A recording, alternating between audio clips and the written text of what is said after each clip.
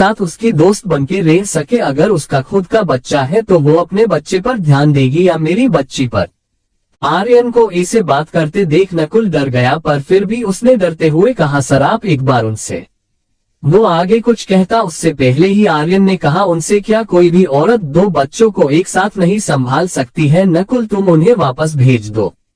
आर्यन ने इतना कहा और वहां से जाने के लिए पलटा कि पीछे से एक लड़की की आवाज आई, पर वो मौत जिसके 2 बच्चे होते हैं या 2 से ज्यादा बच्चे होते हैं, वो भी तो अपने दोनों बच्चों को संभालती है ना। जैसे ही आर्यन ने ये आवाज सुनी वो चौंक गया, उसकी आंखें हैरानी से बड़ी हो गई, पर उसने पलट कर नहीं देखा। पीछे खड़ी उस लड़की ने फिर कहा, मुझे माफ कीजिएगा, ऐसे बिना बताए मैं अंदर आ गई, पर मैंने आपकी बातें सुनी। अगर आपको लगता है कि मैं अपने बच्चे की वजह से आपकी बच्ची का ख्याल नहीं रख पाऊंगी तो आप गलत हैं। मुझे इस जॉब की बेहद जरूरत है, आप मुझे बस एक मौका देकर देखें। अगर आपको लगा कि मैं इस जॉब को नहीं कर सकती तो आप फिर मुझे यहाँ से निकाल दीजिएगा। आर्यन जैसे जैसे उसकी बातें सुन रहा था उसके चेहरे के एक्सप्रेशन बदल रहे थे, उसकी आंखों से आंसू भी आए, पर वो पलटा नहीं। उसने मन में कहा, मुझे पता है ये तुम हो, पर अगर मैं पलटा और ये तुम नहीं हुई तो मैं सच में मर जाऊंगा। उसने अपने आंसू पोंछे अपना चेहरा ठीक किया और फिर गला साफ करते हुए कहा, नाम क्या है तुम्हारा? उस लड़की के मन में अब कहीं आश जागी कि शायद ये शख्स उसे जॉब दे देगा। उसने एक गहरी सांस लेकर कहा, जी मेरा नाम भूमि है। जैसे ही आर्यन ने ये सुना उसका दिल मानो एक पल के लिए रुक सा गया हो। उसने पीछे मुड़कर देखा, हाँ ये भूमि ही थी, वही चेहरा, वही बोली, वही आंखें और वही एहसास। उसने रेड कलर का फ्रॉक सूट पहना था और ऊपर सोल ओढ़ रखी थी। आर्यन तो उसे देखता ही रह गया, उसकी आंखों से फिर आंसू छलक आए। उसका मन हुआ कि वो जाकर भूमि को कस के गले लगा ले, पर उससे पहले ही भूमि ने बड़ा नॉर्मल तरीके से कहा, सर मैं जानती हूँ आप अपनी बच्ची के मामले में कोई रिस्क नहीं लेना चाहते, पर मेरा यकीन कीजिए जितना प्यार मैं अपने बच्चे से करती हूँ उतना ही प्यार मैं आपकी बेटी को भी दूंगी। आर्यन को उसका इतना नॉर्मली बात करना खटक गया। क्या आर्यन उसे याद नहीं था या वो जानबूझकर ये कर रही थी? अचानक आर्यन को कुछ याद आया। उसने कहा, तुम्हारा बच्चा कहाँ है? जैसे ही भूमि ने ये सुना उसने कहा, मैंने उसे बाहर बैठाया है, मैं अभी उसे ले आती हूँ। वो बाहर की तरफ चली गई और आर्यन वो अभी उसे देख रहा था जैसे वो कोई सपना देख रहा हो। एक पल के बाद भूमि अभिमन्यु को लेकर वापस आए जो उसके कंधे पर सिर रखकर सो रहा था। उसने कहा, वो मैं आज ही देहरादून से सफर करके आया हूँ और इसे सफर के बाद तुरंत सोने की आदत है। तो उसने आगे कुछ नहीं कहा। इस बच्चे को देखते ही पता नहीं क्यों आर्यन को एक अलग ही एहसास हुआ। उसने भूमि के हाथ से उस बच्चे को लिया और उसका चेहरा देखा। आर्यन की आंखें खुशी से बड़ी हो गई। हाँ ये उसका बेटा था, बिल्कुल उसके जैसा। आर्यन भी बचपन में ऐसा ही दिखता था। आर्यन की आंखों में आंसू उतर आए थे, उसे रहा नहीं जा रहा था, पर वो इतना तो समझ गया था कि भूमि के साथ कुछ लोचा हुआ है। उसने कहा, ठीक है मैं आपको ये जॉब देता हूँ, पर मेरी एक शर्त है। क्रमशः चैप्टर 168 एक साथ खुशखबरी मसूरी। जैसे ही भूमि ने आर्यन की बात सुनी उसने कंफ्यूज्ड होते हुए पूछा, कैसी शर्त? तो आर्यन ने अपनी गोद में सो रहे अभी की तरफ देखते हुए कहा, मुझे आपका बेटा बड़ा प्यारा लग रहा है, अगर आप दोनों यही हमारे घर में हमारे साथ ही रहे तो मैं आपको जॉब दे सकता हूँ। उसकी बात सुन भूमि के चेहरे पर स्माइल आ गई। उसने कहा, मैं आपकी शर्त कबूल करती हूँ। आर्यन के चेहरे पर भी एक स्माइल आ गई। उसने आभे को अपने साथ ले जाते हुए कहा, मैं इसे अपनी बेटी के पास ही सुला रहा हूँ, पुष्पा जी आपको कमरा दिखा देंगी। वो इतना कहकर ऊपर चला गया। भूमि को वो बड़ा अजीब लगा। वो वही खड़ी उसे जाता देख रही थी जब एक 4045 साल की औरत भूमि के सामने आए। एक पल को तो वो भूमि को देखकर हैरान रह गई। भूमि ने उसे ऐसे खुद को देखते पाया तो कहा, जी आप? वो औरत अपने होश में आई। उसने कहा, मेरा नाम पुष्पा है, आए मैं आपको कमरा दिखा देती हूँ। भूमि ने हाँ में सिर हिलाया और अपना बैग लेकर उसके पीछे चल पड़ी। इधर आर्यन आरू के कमरे में आया। वो सो रही थी। उसने अपनी गोद में सो रहे अभय को देखा तो उसे कसके गले लगा लिया। हाँ ये उसका बेटा था। वो भूमि की तलाश में 4 साल फिरता रहा। उसे क्या पता था कि उसे इस इंतजार का फल इतना मीठा मिलेगा। उसने उस बच्चे को जी भर के देखा, उसका मन ही नहीं भर रहा था, पर फिर भी उसने उसे आरू के पास ही सुला दिया और दोनों को अच्छे से ब्लैंकेट ओढ़ा दिया। उसने उन दोनों का प्यार से देखते हुए कहा, मेरे बच्चे। उसने जल्दी से अपना फोन निकाला, दोनों की एक फोटो ली और नीचे लिखा, मेरे बच्चे। उसने वो फोटो अरमान को भेजी। कुछ ही देर में सामने से अरमान का फोन आया। आर्यन के फोन उठाते ही अरमान ने बस एक बात कही, भूमि मिल गई। आर्यन ने भी बस एक लफ्ज में जवाब दिया, हाँ। कुछ देर की खामोशी के बाद आर्यन ने अरमान को सब बताया, जिसे सुन अरमान थोड़ा कंफ्यूज्ड हुआ, पर फिर उसने कहा, हो सकता है उसके साथ कुछ ऐसा हुआ हो जो हम सोच भी नहीं सकते। उसके सर पर चोट की वजह से उसकी याददाश्त चली गई हो तो। आर्यन ने एक गहरी सांस भर के कहा, पता नहीं। तो अरमान ने कहा, तो तू उससे पूछ लेना और उसे बता कि तू कौन है। अरमान की बात सुन आर्यन ने कहा, नहीं यार, मैंने उसे देखा है, वो बहुत परेशान लग रही थी। मुझे पहले ये पता लगाना होगा कि इन 4 सालों में वो थी कहाँ और उसके साथ क्या क्या हुआ है। एक बार मैं खुद उसके बारे में सब जान लूं, फिर उसे तो मैं याद दिला ही दूंगा। पर खुश मैं इस बात से हूँ कि उसके साथ साथ मेरा बच्चा भी सेफ था। मैंने अपने बच्चे की तो जैसे आस ही छोड़ दी थी, पर वो ठीक है और बहुत प्यारा भी है। उसे भी मेरी तरह ट्रेवलिंग के बाद सोने की आदत है और आया है तब से सो ही रहा है। मैं मरे जा रहा हूँ उससे बात करने के लिए, उससे मिलने के लिए, पर वो जनाब तो बस सो ही रहे हैं। आर्यन की बातें सुन अरमान ने हंसते हुए कहा, आर्यन वो तेरा बेटा है तो उसे आलसी तो होना ही था। उसकी बात सुन आर्यन भी हंसने लगा। इन 4 सालों में ये पहली बार हुआ होगा कि आर्यन इतना खुश था। जब आर्यन की हंसी रुकी तो उसने कहा, कोई बात नहीं, आपका भी जल्दी ही इस दुनिया में तशरीफ लाने वाला है, फिर हम भी देखते हैं कि वो किन पर गए हैं। अरमान ने सामने से पहले बस हम कहा और फिर कहा, वैसे शेखावत फैमिली का ये असूल है क्या, सब खुशखबरी एक साथ ही देते हैं। पहले कांची, सौम्या, शिवी और भूमि साथ में प्रेग्नेंट थी और इस बार सौम्या, शिवी और माही साथ में प्रेग्नेंट है। ऐसे ही कुछ देर दोनों ने साथ में बात की और फिर आर्यन ने अरमान से मना किया इस वक्त किसी को भी भूमि के बारे में बताने से, और फिर फोन रख दिया। यहाँ मुंबई में फोन कट करके अरमान जैसे ही पीछे पलटा कि माही उसके सामने खड़ी थी। वो काफी क्यूट लग रही थी। 9 मंथ होने की वजह से उसकी टमी बाहर दिख रही थी और चेहरा पहले से ज्यादा गुलाबी हो चला था। अरमान ने उसे ऐसे अचानक अपने सामने देखकर कहा, माही क्या हुआ, तुम यहाँ पर क्यों आए, कुछ चाहिए तुम्हें? माही ने नामे सिर हिला दिया। अरमान ने उसे सहारा देकर ध्यान से सोफे पर बैठाया और फिर कहा, तो फिर तुम यहाँ क्यों आए, तबीयत ठीक है ना, कहीं पेन हो रहा है? माही एकटक अरमान के चेहरे को देख रही थी। उसने अरमान का हाथ अपने हाथ में लिया और फिर उसके हाथ को अपने पेट पर रखकर कहा, बहुत अनसेफ फील हो रहा है, घबराहट भी हो रही है, क्या आप मुझे और बेबी को सेफ फील करवाएंगे? अरमान को उसकी बातें अजीब लगी, पर समझ भी आया उसका इस हालत में डरना लाजमी था। जो भूमि के साथ हुआ था उसके बाद आर्यन का आरुमी को ले आए चले जाना और फिर निहाल का खुद हॉस्टल जाना, माही इन सबसे काफी डिसपॉइंट हुई थी। उसे अब किसी भी अनजान से बात करने में तक डर लगता था और जब से उसे ये पता चला था कि वो प्रेग्नेंट है, ये डर कहीं ना कहीं और बढ़ गया था। अरमान उसके सामने घुटनों के बल बैठा और फिर उसके हाथों को अपने हाथों में लेकर प्यार से कहा, माही मैं जानता हूँ तुम डर रही हो और तुम्हारा ये डर अपने बच्चे के लिए लाजमी भी है, पर तुम्हें अपने पति पर भी भरोसा करना होगा कि वो तुम्हें और अपने बच्चे को कुछ नहीं होने देगा, है ना? माही ने बस में सिर हिलाया। इधर दूसरी तरफ मुंबई में ही एक पार्क में सौम्या अपने 6 साल के बेटे विरांश को लेकर घूम रही थी। वो भी 9 मंथ प्रेग्नेंट थी। अचानक एक लड़की पीछे से दौड़ती हुई आए और लगभग उसे धक्का देकर ही चली गई। एक पल को तो सौम्या डर ही गई, पर जब उस लड़की को भागते देखा तो उसे बहुत गुस्सा आया। उसने खुद से ही कहा, भाग तो ऐसे रही है जैसे इसके सपनों का राजकुमार कहीं भागा जा रहा हो। इतने में उसका फोन बजा। उसने देखा तो विराट ही उसे कॉल कर रहा था। उसने अपने बेटे की तरफ देखते हुए कहा, अंश लगता है पापा आ गए हैं, चलो चलते हैं। अंश ने भी अपनी गर्दन हाँ में हिला दी। फिर जब दोनों बाहर आए तो उन्होंने जो देखा वो देखकर तो सौम्या हैरान रह गई। एक लड़की विराट को प्रपोज कर रही थी। चैप्टर 169 संजना।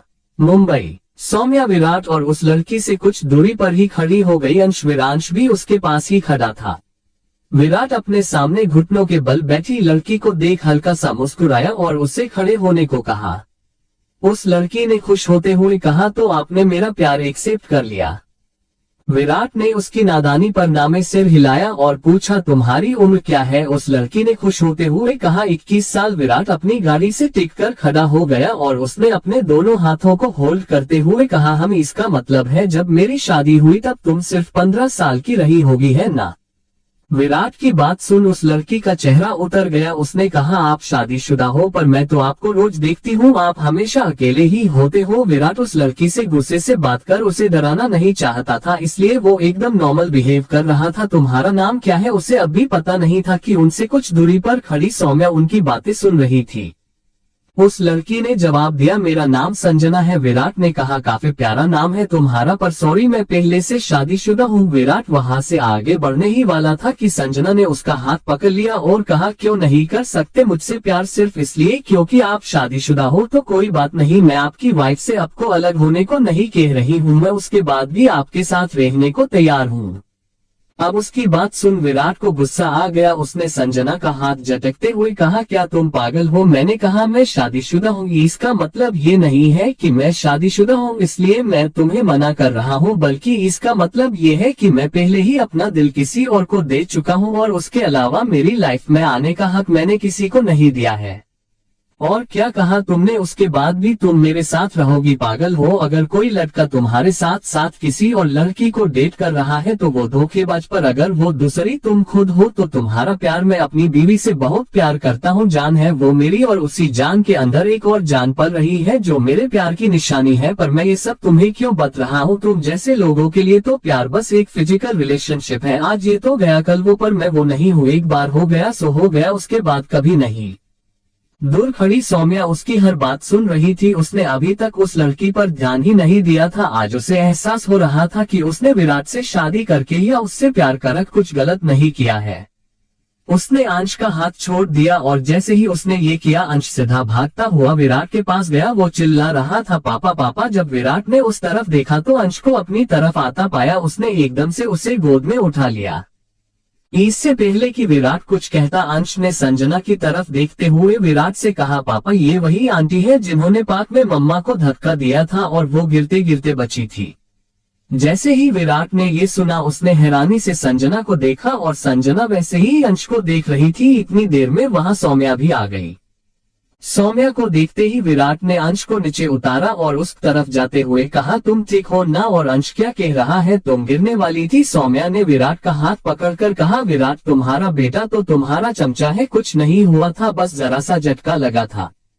उसकी बात सुन विराट की जान में जान आई। उसने फिर संजना की तरफ देखा जो एक टक उन्हें ही देख रही थी। उसने उसे कुछ नहीं कहा, बस चुपचाप सौम्या को ले जाकर गाड़ी में बिठाया और फिर अंश को, और वो संजना से बिना कुछ कहे वहां से चला गया। बेचारी संजना बस उसे देखती ही रह गई। अभी गाड़ी कुछ दूरी पर ही पहुंची होगी कि सौम्या को एकदम से दर्द होने लगा। उसने विराट से हॉस्पिटल चलने को कहा। विराट भी समझ गया। उसने तुरंत गाड़ी हॉस्पिटल की तरफ मोड़ ली। इधर दूसरी तरफ मसूरी में दोपहर हो चुकी थी। भूमि कब से अपने कमरे से बाहर आ चुकी थी और पुष्पा जी ने उसे काम भी समझा दिया था, पर अब तक ना आर्यन नीचे आया था और ना ही बच्चे, और अब भूमि को भी अभी की फिक्र हो रही थी। तो उसने ऊपर जाकर चेक करने की सोची। उसने पुष्पा जी से इस बारे में पूछा तो उन्होंने बिना कोई रोक टोक किए उसे ऊपर आने दिया और कमरा भी बता दिया। भूमि सीढ़ियों से होकर ऊपर गई और पुष्पा जी के बताए कमरे यानी तीसरे कमरे का उसने दरवाजा खोला और जो उसने देखा वो अपनी जगह पर जम सी गई। उसे समझ ही नहीं आया कि वो क्या करे, चली जाए या वहीं रुकी रहे। कमरे के अंदर आर्यन शायद अभी ही नहाकर आया था। उसने सिर्फ पैंट पहनी थी और शरीर से पानी की बूंदें छलक रही थी। उसके वो बिखरे बाल जो उसके चेहरे पर आ रहे थे वो भी गीले थे और शायद बाथरूम से बाहर आते ही उसे किसी का फोन आ गया था। उसके कान में ब्लूटूथ लगा हुआ था और वो किसी से बात कर रहा था। क्रमशः चैप्टर 170 सांझ मसूरी। आर्यन किसी से फोन पर बात कर रहा था। उसने अब तक भूमि को नहीं देखा था। उसने फोन पर ही किसी पर गुस्सा करते हुए कहा, अगर नहीं पता है तो पता लगाओ। मेरी बच्ची ने हमेशा उसकी तस्वीरों को देखकर उसकी छवि अपने मन में बसाई है। पता नहीं वो उठने के बाद कैसे रिएक्ट करेगी और अगर उसने कुछ। वो इतना कहते कहते रुक गया क्योंकि जैसे ही वो बातें करते करते पीछे मुड़ा कि उसकी नजर दरवाजे में खड़ी भूमि से जा मिली और जैसे ही दोनों की नजरें मिली भूमि एकदम से वहां से निकल गई। उसने जाते जाते बस आर्यन को सॉरी कहा। आर्यन ने अपना फोन कटकर साइड में रखा और एक ब्लैक कलर की शर्ट निकाली और उसे पहनता पहनता बाहर आया तो भूमि अब भी अपनी आंखें बंद किए खड़ी थी और बड़बड़ा रही थी, ये क्या कर रही थी तू भूमि? तू उसे किस नजर से देख रही थी? वो तेरा बॉस है, एक बच्ची का बाप है और तू खुद एक बच्चे की मां है। तू पहले ही दिन ऐसे। आर्यन ने जब उसे ऐसे देखा उसके चेहरे पर स्माइल आ गई। उसने उसके पास जाकर कहा, क्या हुआ? भूमि ने जैसे ही आर्यन की आवाज सुनी उसने झट से कहा, I am so sorry mister Aryan, मैं बस बच्चों के कमरे को ढूंढ रही थी और इट्स ओके मैं दिखा देता हूँ। आर्यन ने उसकी बात बीच में रोकते हुए कहा और चौथे कमरे का दरवाजा खोला। वो कमरे के अंदर गया और भूमि को भी अंदर आने का इशारा किया। भूमि धीमे कदमों से चलकर अंदर आए और उसकी नजर सबसे पहले बेड पर सो रही आरुमि पर पड़ी। पता नहीं क्यों पर उसे देखते ही भूमि को एक अलग ही एहसास हुआ। वो उसमें खोए हुए ही अपने धीमे कदमों से चलकर उसके पास गई और जाकर उसके सिरहाने बैठ गई। वो एकटक बस आरू को निहार रही थी और ये आर्यन भी देख रहा था। भूमि ने प्यार से आरू के गालों को छुआ और फिर उसके माथे पर हाथ फेर उसे चूम लिया। उसे खुद पता नहीं था कि ये उसके साथ क्यों हो रहा था, पर उसे आरू से एक अलग ही लगाव महसूस हो रहा था। जितना लगाव उसका अभी के साथ था उससे भी ज्यादा। वो सो रही आरू को बस थपथपाने लगी, पर उसकी नजर आरू से हट ही नहीं रही थी। वो ये सोचने पर मजबूर हो रही थी कि उसने इस बच्ची को पहले भी देखा है, इसे पहले भी महसूस किया है, पर उसे कुछ याद नहीं आ रहा था। वो आरू में इतनी खोई हुई थी कि उसने ये तक ध्यान नहीं दिया कि आर्यन वहां से जा चुका है। वो तो अपनी बच्ची को इतने सालों बाद देखने की खुशी में पागल हो रही थी। भले ही उससे ये नहीं पता था कि आरुमि उसकी बेटी है, पर यादें मिटने से एहसास और जज्बात तो नहीं मिटते। इधर दूसरी तरफ मुंबई में विराट और अंश दोनों डिलीवरी रूम के बाहर खड़े वेट कर रहे थे। इतने में वहां सांची और अभय भी आ गए। उन्होंने आते ही कहा है सौम्या डिलीवरी हो गई। विराट ने नामे सिर हिलाते हुए कहा अभी तो उसने इतना ही कहा था कि एकदम से बच्चे के रोने की आवाज गूंज उठी। सबके चेहरों पर वो आवाज सुनकर एकदम से स्माइल आ गई। अभय ने विराट को गले लगाते हुए कहा मुबारक हो, फिर बाप बन गए हो। विराट भी मुस्कुरा। या कुछ देर में डॉक्टर एक बच्चे को सफेद कपड़े में लपेटे बाहर लाए। उसने उस बच्ची को विराट के सामने करते हुए कहा मुबारक हो, बेटी हुई है। जैसे ही सबने ये सुना उनकी खुशी और बढ़ गई। विराट ने उस बच्ची को अपनी गोद में लिया और उसके माथे को चूम लिया। बाप बनने की खुशी बहुत बड़ी और अगल ही खुशी होती है, जो सौम्या ने आज दोबारा विराट को दी थी। विराट ने एकदम से डॉक्टर की तरफ देखकर पूछा सौम्या कैसी है डॉक्टर? वो ठीक है ना? डॉक्टर ने हाँ में सिर हिलाकर कहा सिच फाइन, बस आपकी बेटी ने उन्हें काफी थका दिया है तो सो रही है। उस बात सुन विराट बस मुस्कुराया। अभय उसके करीब आया और उस बच्ची के ऊपर से कुछ पैसे वार कर एक पियून को देते हुए कहा इसे गरीबों में बांट देना। विराट अब भी सुकून से अपनी बच्ची को देख रहा था। जब उसे महसूस हुआ जैसे कोई उसकी शर्ट खींच रहा है, उसने देखा तो ये अंश था जो चुपचाप खड़ा उस बच्ची को विराट की गोद में देख रहा था। ये देख विराट हल्का नीचे झुका और अंश को बच्ची का चेहरा दिखाते हुए कहा अंश ये तुम्हारी छोटी सी बहन है और तुम उसके बड़े भाई हो। आज से तुम्हें मुझसे एक प्रॉमिस करना होगा कि मैं रहूं या ना रहूं, तुम अपनी बहन और अपनी मम्मा का हमेशा ख्याल रखोगे ना? अंश ने हाँ में सिर हिलाया। विराट ने उसे बेंच पर बैठने को कहा और जब वो बेंच पर बैठा तो एकदम सावधानी से उस बच्ची को उसकी गोद में लेटाया, पर उसने भी बच्ची को पकड़ रखा था। विराट ने अपने बच्चे को देखा जो बस चुपचाप अपनी बहन को देख रहा था। विराट ने उसे ऐसे देख कहा क्या हुआ अंश, क्या सोच रहे हो? आपको लिटिल सिस्टर पसंद नहीं आई? शाम, अंश ने एकदम से कहा तो विराट ने हैरानी से उसे देखा। अंश ने फिर बड़ी मासूमियत से कहा पापा क्या हम इसे शाम बुला सकते हैं? उसकी बात सुन विराट हल्का सा मुस्कुराया और उसने कहा शाम तो लड़कों के नाम होते हैं, लड़कियों के नाम तो सांझ होते हैं या सांझी। अंश ने एकदम से खुश होते हुए कहा तो हम इसे सांझ बुलाए। सांची और अभय वही खड़े उन्हें प्यार से देख रहे थे। विराट ने अपने बेटे के सिर पर हाथ फेरते हुए कहा तुम जो बोलोगे हम वही बुलाएंगे। ओके। अंश ने खुशी से हाँ में सिर हिलाया और इतने में नर्स भी आ गई बच्ची को लेने। विराट ने बच्ची उस नर्स को दे दी और वो नर्स उस बच्ची को लेकर वहां से चली गई। इधर दूसरी तरफ माही को भी आज बहुत तकलीफ हो रही थी। उसने भी सोच लिया था कि उसे आज हॉस्पिटल जाना पड़ेगा। चैप्टर 171 दुनिया में सबसे ताकतवर मौत। मुंबई। अरमान और माही दोनों गाड़ी में थे क्योंकि माही को लेबर पेन शुरू हो चुका था। अरमान जिस रास्ते से जा रहा था वो काफी सुनसान था क्योंकि दूसरे रास्ते सारे बंद थे। अचानक उसने गाड़ी का कोई पीछा करने लगा। पहले तो माही के साथ होने की वजह से अरमान ने ध्यान नहीं दिया और उसने गाड़ी की स्पीड बढ़ा दी, पर अब उस गाड़ी के अंदर बैठे लोग उन पर गोलियां चलाने लगे। अरमान समझ गया कि उसके दुश्मन उसकी मजबूरी का फायदा उठा रहे हैं। उसने एक बार माही को देखा जो दर्द से तड़प रही थी। उसने पीछे देखा, दो गाड़ियां लगातार उनका पीछा कर रही थी। अरमान ने एकदम से गाड़ी जंगल की तरफ मोड़ दी। अचानक ये क्या हुआ ये उन लोगों को समझ नहीं आया और जब तक वो गाड़ी मोड़कर अरमान की गाड़ी तक आए तो उन्होंने देखा गाड़ी एक साइड खड़ी थी पर उसमें कोई था नहीं। वो लोग भी गाड़ी से उतरे और अरमान को ढूंढने जंगल में भागे।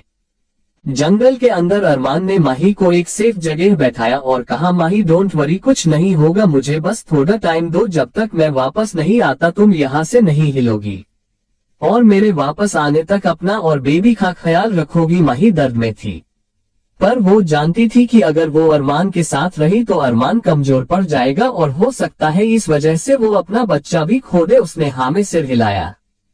अरमान ने उसका माथा चूम लिया और वहां से गया। उसने जहां माही को छोड़ा ये एक झील के पास झोपड़ी थी, शायद यहाँ कोई भी नहीं आता था।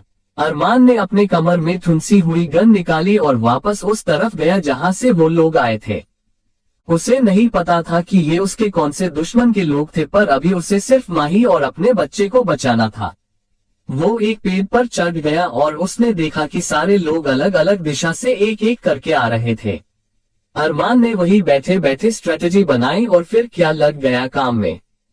यहाँ झोपड़ी के अंदर माही को गिला महसूस हो रहा था, इसका मतलब था थैली फट चुकी थी। माही को बहुत दर्द हो रहा था, उसकी आंखों से आंसू बह रहे थे और वो पूरी पसीने से तरबतर थी। उसने अपने पेट पर हाथ रखकर कहा, बेबी थोड़ी देर वेट कर लो, पापा आते होंगे। उसकी सांसें फूल रही थी और अब जरा सा भी टाइम नहीं था, वो दर्द हर पल के साथ बढ़ता जा रहा था। अब माही को समझ आ चुका था कि उस डिलीवरी यही होगी और उसे खुद ही कुछ करना होगा। उसने अपने आसपास देखा, उसे एक फटी पुरानी चादर दिखी, वो दीवार की टेक लगाकर बैठी थी। उसने अपने हाथ से ही उस चादर को अपने पास लिया। अचानक एकाएक उसका दर्द बढ़ गया।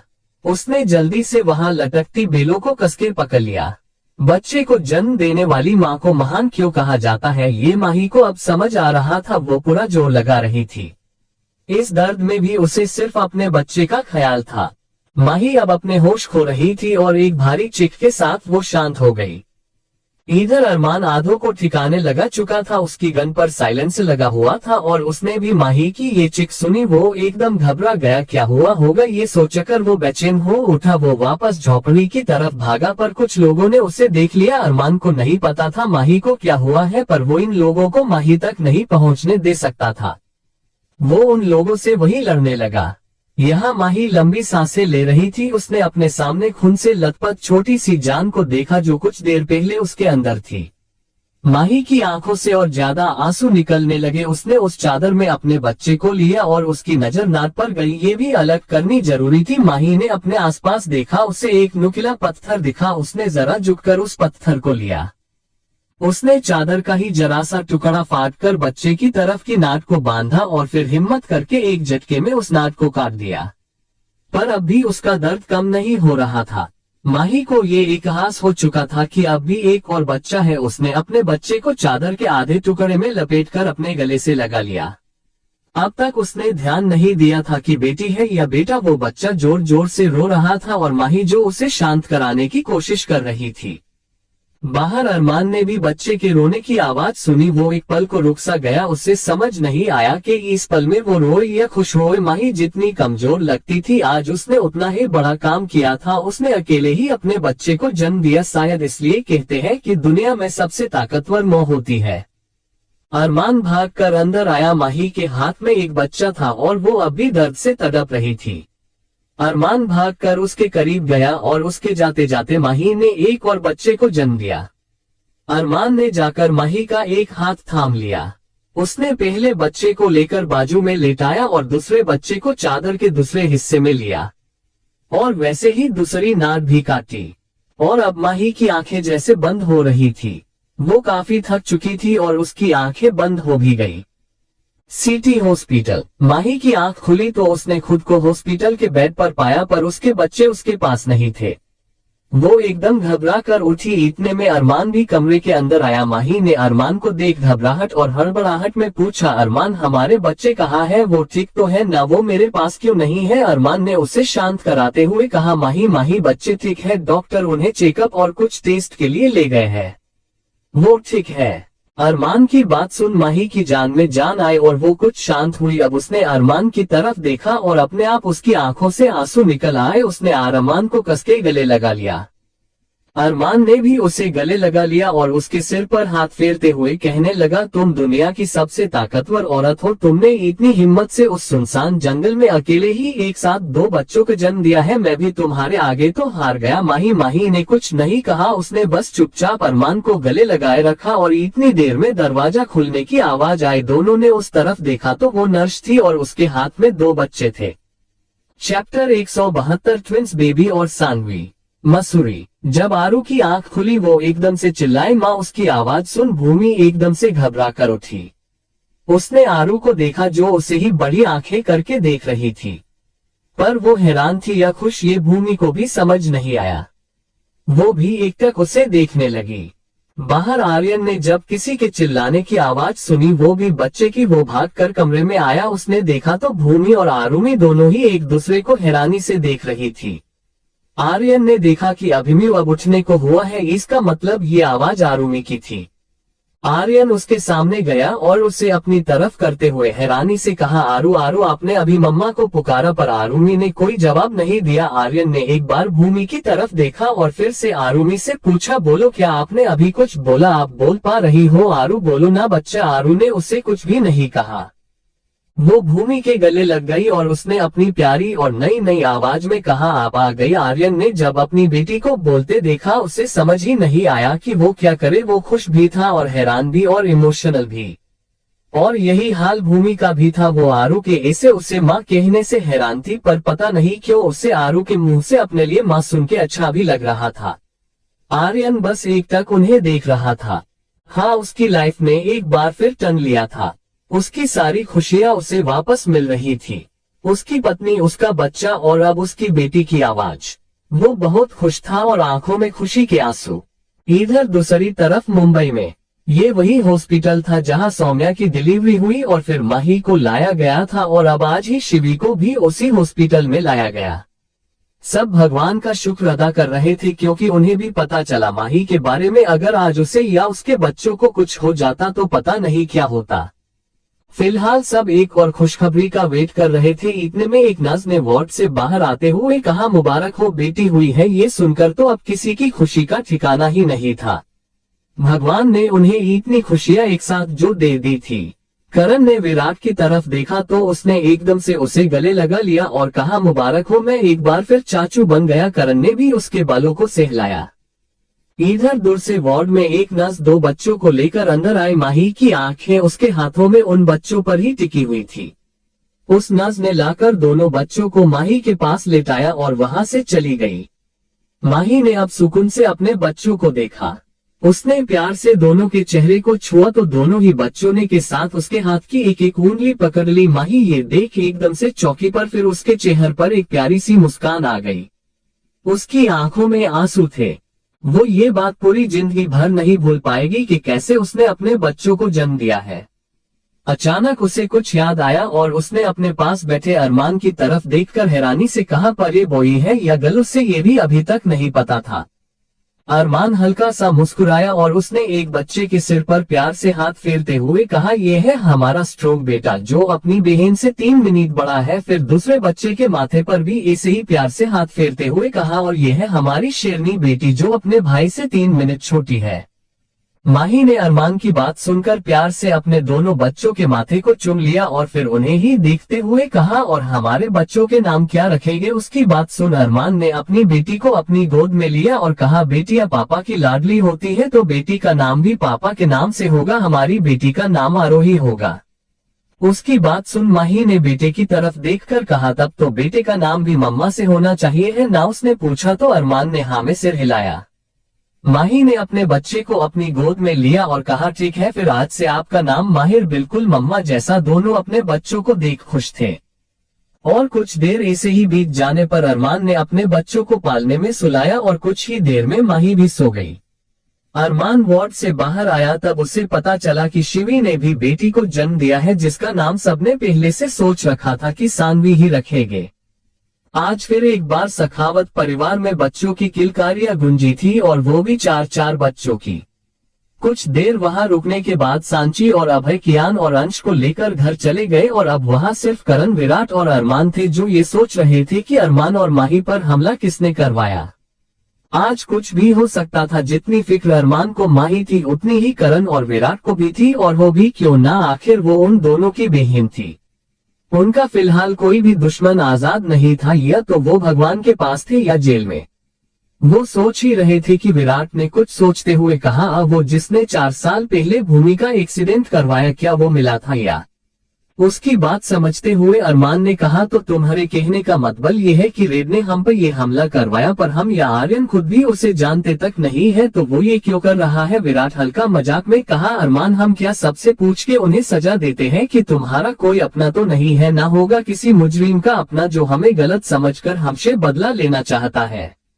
अब इतनी देर से चुप खड़े करने कहा, नहीं वो हमसे नहीं, वो बस अरमान और आर्यन से बदला ले रहा है, और एक साथ डबल शॉक देकर भूमि पर भी हमला तब किया जब वो प्रेग्नेंट थी, और साथ ही साथ आरुमि को जहर भी दे दिया, और माही पर हमला भी तब किया जब वो प्रेग्नेंट थी। उसकी बात सुन दोनों सोच में पड़ गए। करण की बात सही थी। और अब अरमान ने कहा, तो ठीक है, घर की सिक्योरिटी बढ़ा दो और पता लगाओ कि वो कौन सा मुजरिम था जिसकी प्रेग्नेंट वाइफ की डेथ हो गई थी। धोनी ने हमें सिर हिला दिया। यहाँ मसूरी में आरुमि भूमि से अलग हुई और उसकी नजर एकदम से सो रहे अभिमन्यु पर गई। उसने कहा, माँ ये कौन है? भूमि को कुछ समझ नहीं आ रहा था कि वो आरुमि से क्या कहे। वो ये सोच ही रही थी कि आर्यन ने कहा, ये आपका छोटू सा भाई है आरू। जैसे ही आरू ने ये सुना, वो सोए हुए अभि के पास चली गई और उसे बस एकटक देखने लगी। भूमि ने आर्यन की तरफ देखा तो उसने भूमि को बात संभाल लेने का इशारा किया। आर्यन का इशारा मिलते ही भूमि ने हिम्मत करके आरुमि के कंधे पर हाथ रखा और कहा, आरू अब तो मम्मा वापस आ गई है ना, तो अब आप गुडगल की तरह जल्दी से नहाकर आओ, फिर मम्मा आपसे ढेर सारी बातें करेगी, है ना? आरू ने खुशी से कहा, ओके मम्मा, और वो भागकर बाथरूम में चली गई। जैसे ही आरू वहां से गई, भूमि खड़ी होकर आर्यन के पास आई। इससे पहले कि वो कुछ और कहती, आर्यन ने एकदम से उसे गले लगा लिया और कहा, थैंक यू सो मच। आज पहली बार मेरी बेटी की आवाज सुनी है मैंने, वो भी सिर्फ तुम्हारी वजह से। मुझे नहीं पता मैं तुम्हारा कैसे शुक्रिया अदा करूं। आर्यन ने उसे गले लगा रखा था और भूमि बेचारी अनकंफर्टेबल फील कर रही थी।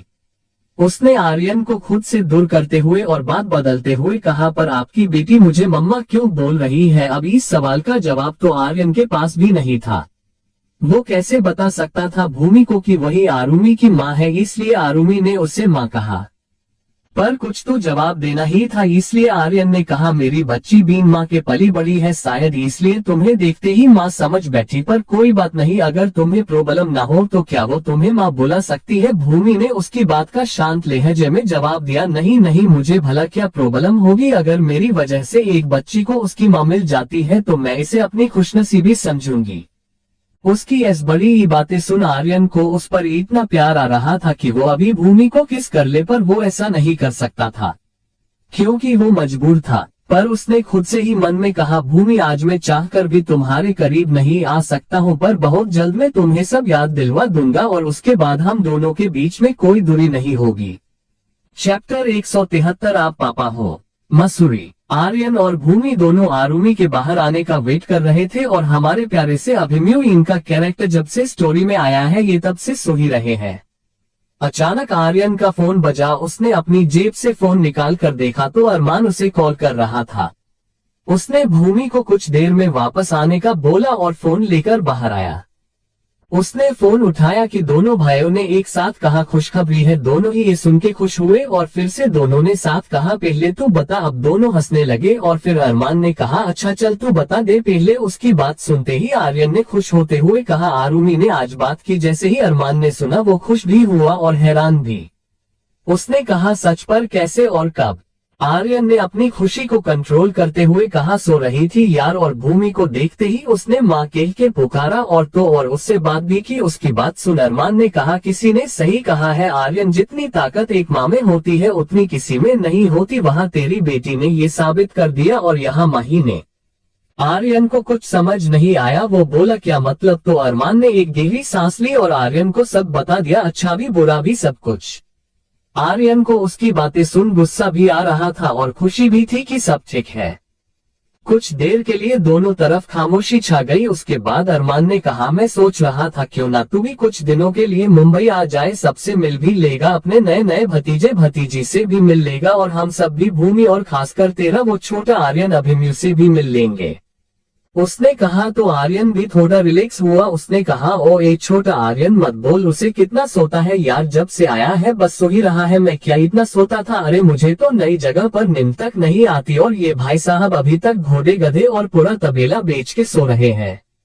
उसकी बात सुन अरमान हंसने लगा। उसने कहा, कोई बात नहीं, वो बस तेरी क्यूरियोसिटी बढ़ा रहा है। तू ये बता, मुंबई आ रहा है या नहीं? अरमान की बात सुन आर्यन का चेहरा सख्त हो गया, उसकी आंखें जैसे अंगारे उगलने लगी और उसने अपनी कठोर आवाज में कहा, अब तो आए बिना रह ही नहीं सकता ना, जल्द ही आ रहा हूँ।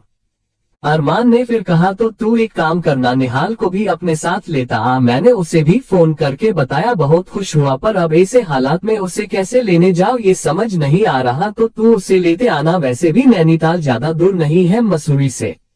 आर्यन ने कुछ सोचते हुए कहा, ठीक है फिर मैं परसों तक पहुंचता हूँ मुंबई। अरमान ने उसे ओके कहा। कुछ देर बातें करने के बाद आर्यन ने कॉल कट की और कमरे में चला आया, पर वहां ना तो आरुमि थी और ना ही भूमि। आर्यन को ये समझ नहीं आया, वो ये सोच ही रहा था कि दोनों कहाँ गई। तभी उसे हल्की हल्की रोने की आवाज आने लगी। उसने बेड की तरफ देखा तो अभिमन्यु शायद जाग रहा था।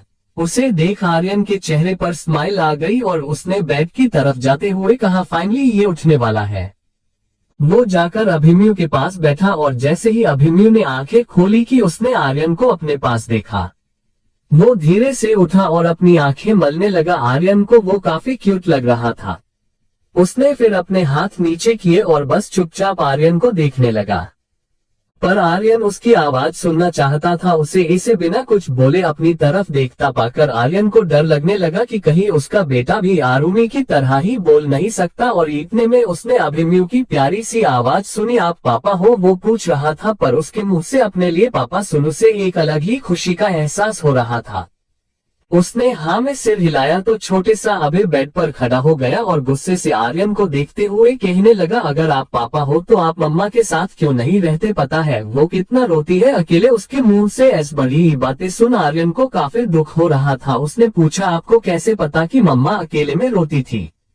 उसने अपनी छोटी सी नाक फुलाते हुए कहा, मैं छोटा हूँ, बुद्धू नहीं। मम्मा को लगता है कि मुझे कुछ नहीं पता, पर मैंने देखा है उन्हें। और आप कहाँ थे? आपको हमारी याद नहीं आए? अब उस छोटे से बच्चे की आंखों में उम्मीद थी। आर्यन ने उसे गले लगा लिया और उसकी पीठ सहलाते हुए कहा, पापा ने आपको बहुत याद किया बच्चा, पर मम्मा पापा हाइड एंड सीक खेल रहे थे और मम्मा और आप पापा को मिल ही नहीं रहे थे। पापा ने आपको बहुत मिस किया। आर्यन की आवाज रुआंसा हो गई थी। ये अभय ने भी महसूस किया। उसने अपने छोटे छोटे हाथों से आर्यन को खुद से अलग किया और उसके चेहरे को देखते हुए बड़ी ही मासूमियत से कहा, आप रो रहे हो? आर्यन ने जल्दी से अपनी आंसू पोंछ लिए और ना में सिर हिलाया तो अभय ने फिर से कहा, मम्मा भी ऐसे ही करती थी।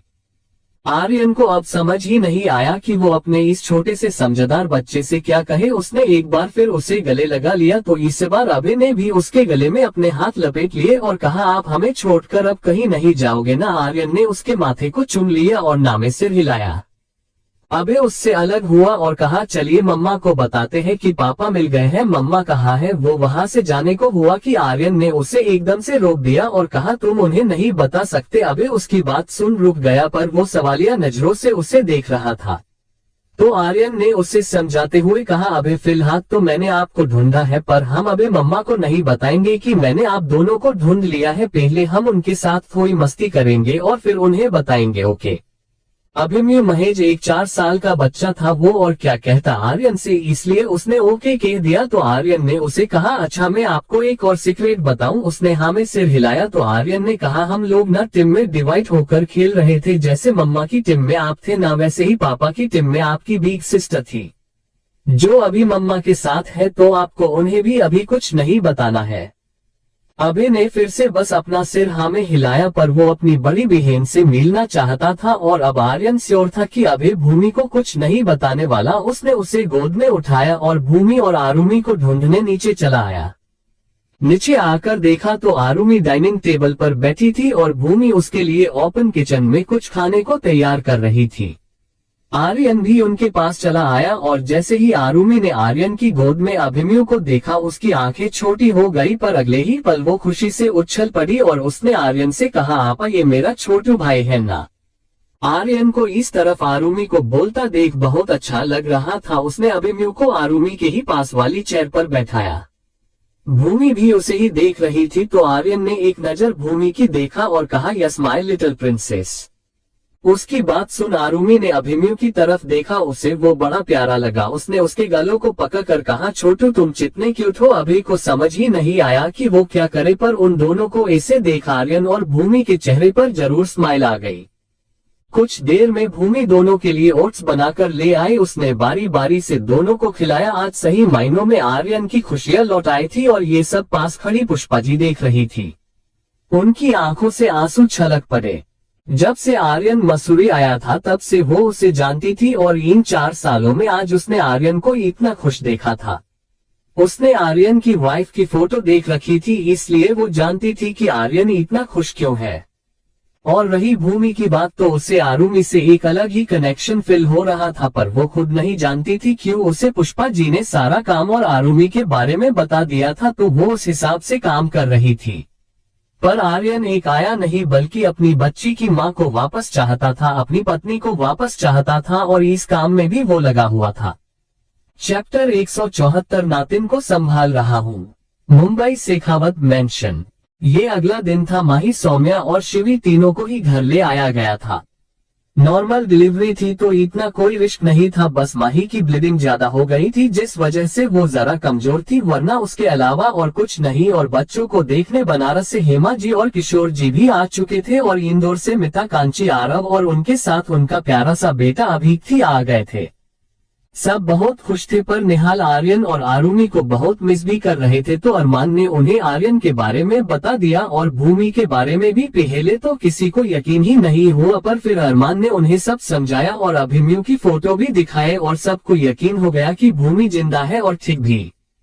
और जब सबने अभिमन्यु की फोटो देखी तो सब बस उससे मिलना चाहते थे, वो भी जल्द से जल्द। और वो भी क्यों ना, इस घर के बेटे का बेटा था वो और इतने सालों से सबसे दूर भी था। तो अब सब आर्यन के मुंबई आने का वेट कर रहे थे बस। पर अरमान ने सबको ये भी बताया कि भूमि की याददाश्त चली गई है और उसे कुछ भी याद नहीं है, तो कोई भी उसे कुछ भी याद दिलाने की कोशिश ना करे। सबको ये बुरा लगा, पर वो खुश थे कि भूमि ठीक तो है, चाहे कुछ भी हो, भले ही उससे बाद में सब याद आ जाएगा। और आखिर में सबने फैसला किया कि आर्यन के मुंबई आने के बाद बच्चों का नामकरण करेंगे और पूजा भी। इधर मसूरी में आर्यन एक डॉल गुड़िया को अपने हाथ में लिए बैठा था और उसने उस डॉल को ऐसे अपनी गोद में ले रखा था जैसे वो सच में कोई बच्ची हो। उस डॉल के बालों की 2 चोटियां बनाई हुई थी और उसे एक बहुत प्यारी पिंक कलर की फ्रॉक पहनाई हुई थी। आर्यन बैठा अपने हाथों में पकड़ी उस डॉल को देख रहा था। जब उसका फोन बजा उसने जल्दी से कॉल उठा ली और ये कॉल अरमान की ही थी। उसने कहा, और कैसे हाल चाल है, तू निकल गया निहाल को लेने। उसकी बात सुन आर्यन ने उस डॉल को देखते हुए कहा, फिलहाल तो मैं अपनी नातिन को संभाल रहा हूँ। उसकी ये बात अरमान के समझ में नहीं आई। उसने कहा, क्या? तो आर्यन ने फिर कहा, उसकी मम्मा रेडी होने में बिजी है ना, तो मैं अपनी नातिन को संभाल रहा हूँ। अरमान को अब भी उसकी बात समझ में नहीं आ रही थी। आर्यन के चेहरे पर एक स्माइल थी, वो खुश लग रहा था। और इतने में वहां आरुमी आई। उसने अपने घुंघराले बालों की 2 पोनी टेल बना रखी थी और बहुत ही प्यारी रेड कलर की फ्रॉक पहन रखी थी। उसने आर्यन से उस डॉल को लेते हुए कहा, आपने मेरी बेबी का ख्याल अच्छे से रखा ना पापा? आर्यन ने उसके माथे को चूमकर हाँ में सिर हिलाया तो आरुमी ने भी उसके गाल पर किस करते हुए कहा, गुड बॉय, और वो वहां से चली गई। उस तरफ से अरमान ने सब सुना। अब उसे समझ आया कि आर्यन क्या कह रहा था, मतलब वो उस डॉल को आरुमी की बेटी कह रहा था। वो हल्का सा हंसा और उसने कहा, तो आप अपने दामाद को भी जानते होंगे? फिर तो अरमान को लगा आर्यन कुछ नहीं कहेगा, पर उसे क्या पता था कि उसका वो मजाकिया आर्यन तो भूमि के साथ ही लौट आया था। उसने कहा, हाँ, अपने दामाद को ही लेने जा रहा हूँ। आर्यन ने एक बार फिर अरमान को उलझा दिया था। वो सोचने लगा कि आर्यन किस बारे में बात कर रहा है और अचानक उसे लाइट हुई, वो तो निहाल को लेने जा रहा है। उसने कहा, तू कभी नहीं सुधरेगा है ना? उसकी बात सुन आर्यन ने हंसते हुए कहा, ओ ए कुछ भी मत सोच, वो डॉल निहाल ही आरुमी के लिए लाया था उसके फर्स्ट बर्थडे पर, याद नहीं है? अरमान में फिर बस हम कहा तो आर्यन ने कहा, बस उसे लेने ही जा रहा हूँ, निकल ही रहा हूँ, वहां पहुँच के तुझसे बात करता हूँ। अरमान ने ओके कहा और कॉल कट कर दी। वो खुश था कि अब धीरे धीरे सब ठीक हो रहा था। उसके भाई की खुशियां लौट रही थी और ये उसकी सबसे बड़ी खुशी थी। उसके फोन रखने के बाद आर्यन जो गार्डन में बैठा था वो भी घर के अंदर चला आया। उसने देखा तो भूमि दोनों बच्चों को रेडी कर चुकी थी और दोनों को नाश्ता करा रही थी। आर्यन भी जाकर डाइनिंग टेबल पर बैठा तो भूमि ने उसे भी नाश्ता सर्व किया। आर्यन ने खाने की पहली बाइट ली और वो रुक गया। आज पूरे 4 साल बाद उसने भूमि के हाथ का बना खाना खाया था। वो एक पल को भूमि की तरफ देखा और फिर खाना खाने लगा। नाश्ता फिनिश करने के बाद उसने भूमि से कहा, हम कुछ दिनों के लिए मुंबई जा रहे हैं और तुम्हें और अभय को भी हमारे साथ चलना है। तुम्हें इससे कोई प्रॉब्लम तो नहीं है ना?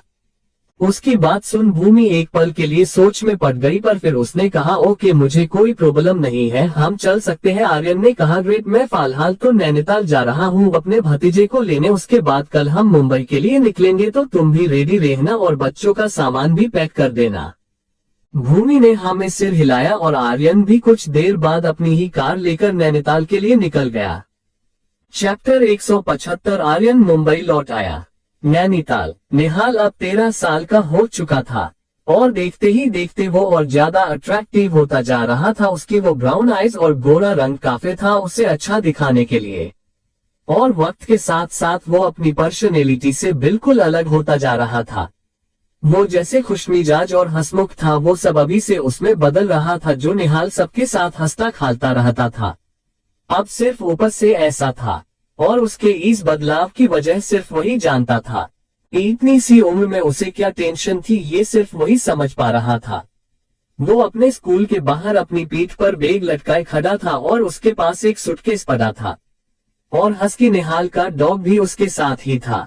वो आर्यन का वेट कर रहा था और इतने में उसके सामने एक कार आकर रुकी। उस कार में और कोई नहीं, आर्यन ही था। और जैसे ही वो कार से बाहर निकला कि निहाल ने उसे गले लगा लिया। उसने भी निहाल को गले लगाते हुए कहा, कैसे हो निहाल? निहाल ने हमेशा की तरह बस हाँ में सिर हिलाया। आर्यन उससे अलग हुआ और उसकी नजर हल्की पर गई। वो अब 5 साल का हो चुका था। आर्यन ने उसे देखकर कहा, क्या बात है, तुम्हारी स्कूल में कुत्ते भी अलाउ करते हैं? मुझे पता नहीं था।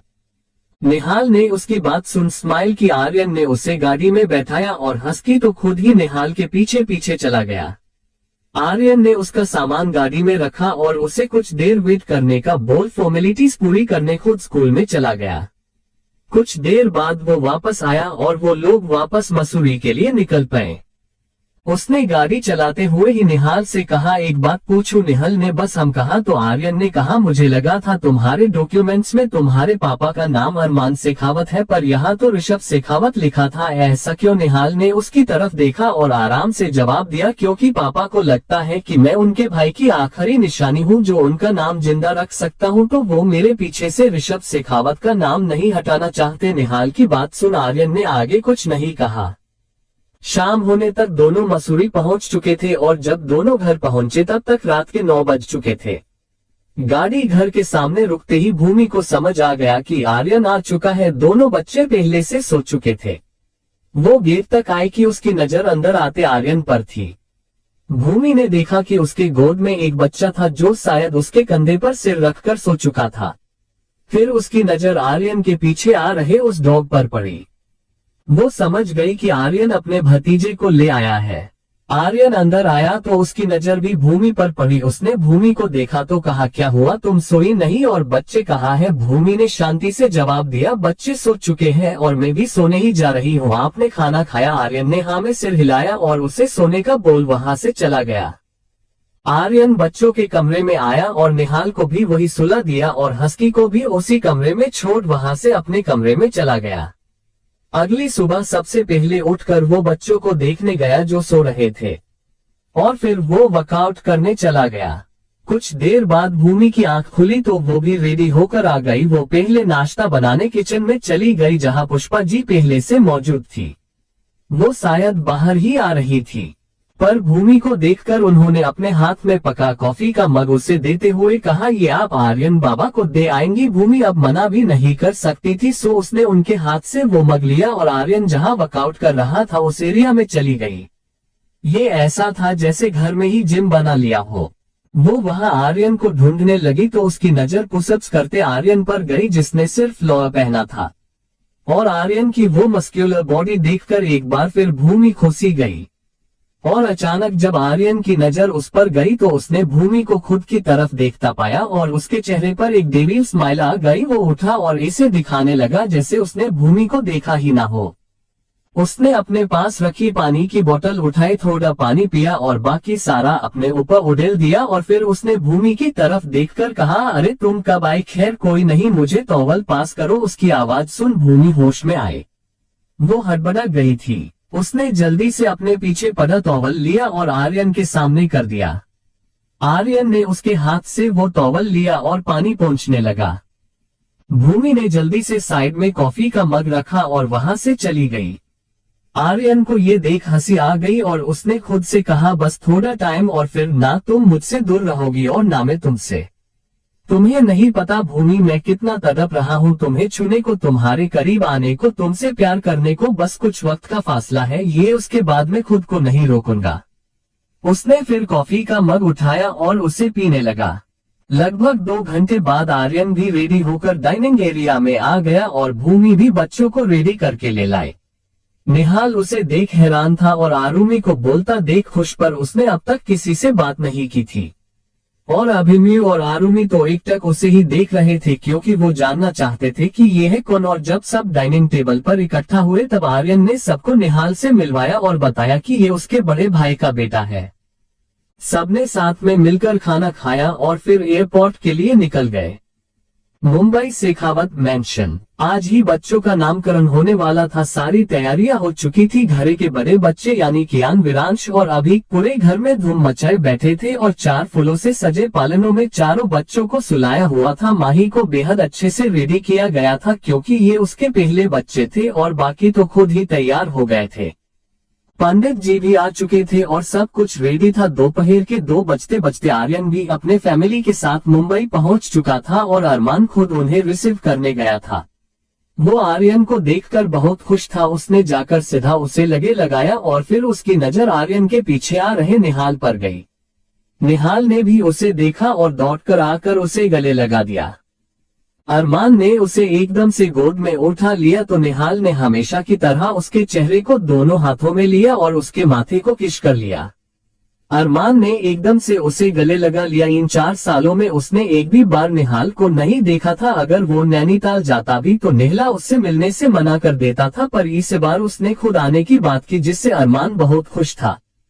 वो मजबूरी की वजह से उसे लेने नहीं जा पाया, वरना वो खुद जाना चाहता था। उसने निहाल को खुद से अलग किया और उसके पूरे चेहरे को चूम लिया। पीछे से आ रही भूमि ये देख समझ गई कि निहाल इन्हीं का बेटा है।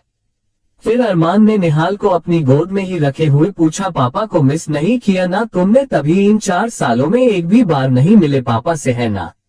निहाल की आंखों से आंसू बह निकले और वो अरमान के गले लगकर रोने लगा। 4 साल की सारी भड़ास निकल रही थी। जैसे अरमान ने भी उसे रोने दिया, उसने ले जाकर निहाल को गाड़ी में बैठाया और पास खड़ा आर्यन ये सब देख सुकून से था। फिर आर्यन और भूमि भी बच्चों को लेकर गाड़ी तक आए और अब अरमान की नजर आरुमि और अभिमन्यु पर गई। उसने उन दोनों के सामने बैठते हुए कहा, हेलो लिटिल एंजल्स। दोनों बच्चों ने उसे हाय कहा तो अरमान ने दोनों को एक साथ गोद में उठा दिया। उसे दोनों ही बच्चे आर्यन जैसे लगे, बहुत प्यारे। उसने दोनों को भी गाड़ी में बैठाया और फिर भूमि की तरफ देखकर कहा, आप भूमि है ना? भूमि ने हाँ में सिर हिलाया तो अरमान ने कहा, आपसे मिलकर अच्छा लगा। आर्यन ने मुझे आपके बारे में बताया था। दोनों ने हैंडशेक किया और फिर गाड़ी में बैठे। कुछ देर में वो लोग शेखावत मैंशन पहुंचे। गाड़ी की आवाज सुनते ही सब समझ गए कि ये आर्यन ही है और इतने में तीनों बच्चे दौड़ते हुए अंदर आए और उन तीनों को ही देखकर सबकी खुशी बढ़ गई। सबसे पहले निहाल आया और जाकर सीधा माही के गले लगा। माही ने भी उसे कसके गले लगा लिया और वो रोने लगी। वो निहाल के जाने की सख्त खिलाफ थी। उसे रोकने की बहुत कोशिश की उसने, पर निहाल नहीं माना और इस बात से माही डिप्रेशन में भी रही थी। पर आज उसे अपने सामने देख उसकी खुशी का ठिकाना नहीं था। उसने निहाल का माथा चूम लिया तो निहाल जल्दी से उससे अलग हुआ और कहा, मेरे भाई बहन कहाँ है? माही उसकी बात सुन मुस्कुरा उठी और उसने पालने की तरफ इशारा किया तो निहाल सीधा जाकर बच्चों के पास खड़ा हो गया। इतनी देर में अरमान, आर्यन और भूमि भी आ चुके थे। सब आरुमी से मिले पर इतने लोगों को देख अभय डर गया था। वो जाकर भूमि से लिपट गया और जब सबने भूमि को देखा तो उन्हें 4 साल पहले का वो मंजर याद आ गया। पर उससे लिपटकर खड़े अभय को देखकर तो किसी के समझ में ही नहीं आया कि वो क्या कहे।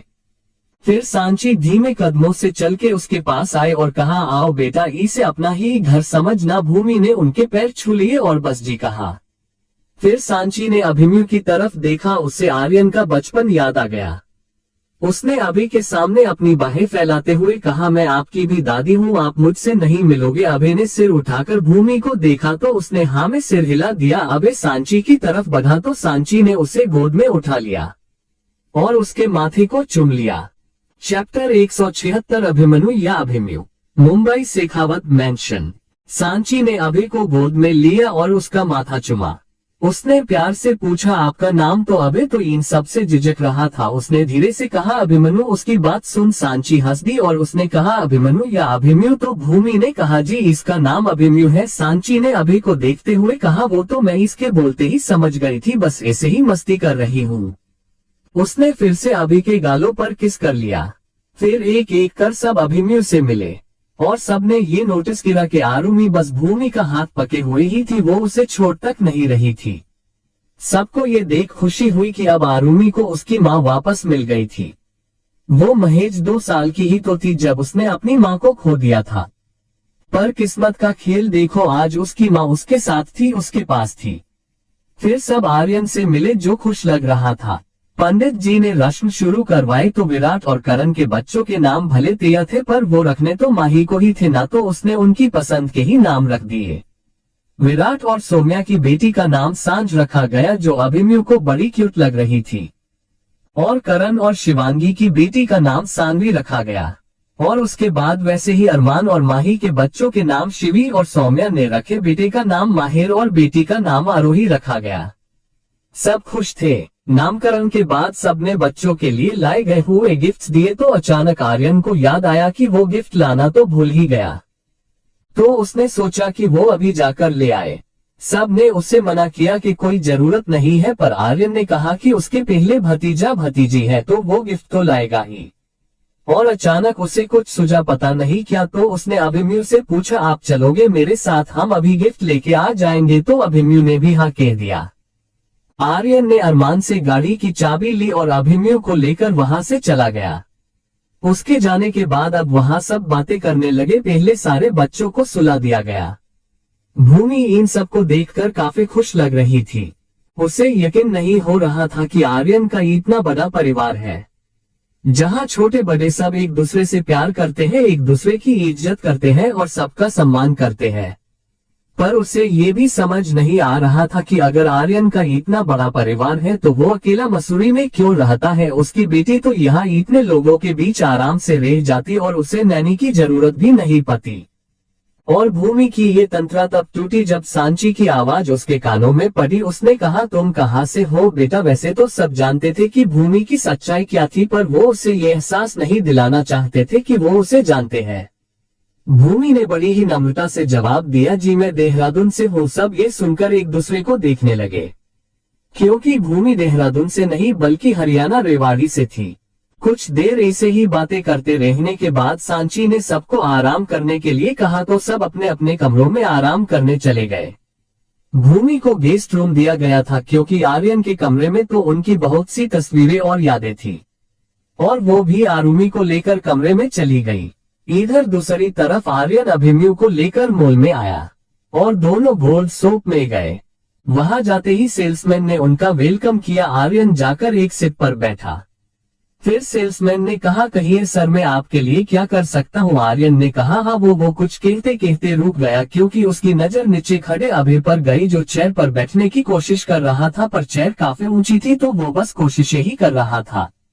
उसे इसे देख आर्यन के चेहरे पर स्माइल आ गई। अभी की हाइट चेयर से भी छोटी थी। उसने अभी को गोद में उठा लिया और जब अभी को ये महसूस हुआ कि वो हवा में है तो वो एक पल को डर गया। पर फिर आर्यन जब उसे अपनी गोद में लेकर चेयर पर बैठा तो वो खुश हो गया। फिर आर्यन ने सेल्समैन से कहा, बच्चों के लिए ब्रेसलेट और पेंडेंट दिखाए। सेल्समैन ने जी सर कहा और अलग अलग डिजाइन के ब्रेसलेट और पेंडेंट निकाले। आर्यन ने उनमें से कुछ पसंद किए और फिर कहा आप इन्हें साइड में रखिए और बच्ची के लिए पायल दिखाए। तो सेल्समैन ने अलग अलग डिजाइन की पायल दिखाए जो बहुत प्यारी थी। तो आर्यन ने उनमें से एक जोड़ी पायल पसंद की और सबका बिल बनाने को कहा। सेल्समैन सारा सामान लेकर वहां से चला गया। अब आर्यन ने अपने बेटे को देखा जो वहां की सारी चीजों को ध्यान से देख रहा था। आर्यन भी सब देखने लगा और अचानक उसकी नजर एक ब्रेसलेट पर जाकर रुकी। उसमें अभिमन्यु ही लिखा हुआ था और जो सिल्वर का था पर पीछे बेल्ट लेदर का था। उसने तुरंत सेल्समैन को आवाज लगाई और उस ब्रेसलेट के बारे में पूछा। तो सेल्समैन ने कहा सर ये ब्रेसलेट एक सर ने अपने 5 साल के बेटे के लिए बनवाया था। पीछे लेदर बेल्ट लगवाया ताकि वो बड़ा होकर भी इसे पहन सके, पर इस बेल्ट को ले जाने से पहले ही उनके बेटे की एक एक्सीडेंट में डेथ हो गई।